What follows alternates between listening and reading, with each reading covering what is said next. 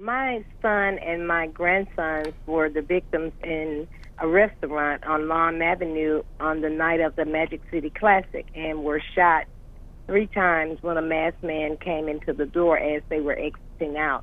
My son was shot 3 times. My grandson was 16 and he was shot in his hand.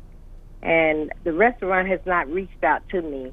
I finally got in touch with the restaurant, and they're telling me that they don't have any, that they do have liability insurance, but they're not sure if they're going to cover because they need to find out whether or not they should have had security there on the business night of the year, which is the biggest event in Birmingham in that area, because that area is a bad area, and since that time there's been several incidents, not at that restaurant, but close to that restaurant. And I just want to know what I could do. My son doesn't have insurance. He needs surgery. And my grandson has had one surgery. He had another one Friday, and he has to have another surgery on his hand. Yeah. Well, we want to say thank you for calling us, and goodness, we hate to hear what they've had to go through, and you know, it's just a crying shame the time that we live in and the things that happen out there. So let's, I guess, start. Kirby, you want to start by just explaining some things that you might want to think about? Be happy to, Trench. I am so sorry to hear that.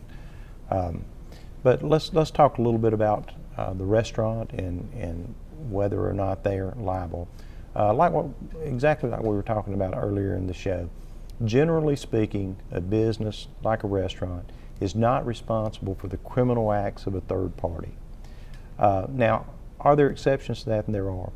Some of them are fairly complicated, but one that may be true in your son's case is often for an event like that, they may have private security there. They may have brought in a security company, or sometimes it's off-duty police officers, things like that, to try to prevent just what went on there.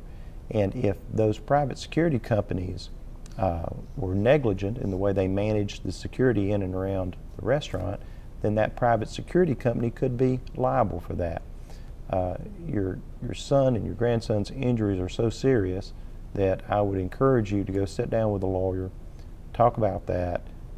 It is an uphill battle, there's no question, but that really does need to be looked into. Our firm has handled a few cases like that over the years, and there are some ways around that law, but they're limited.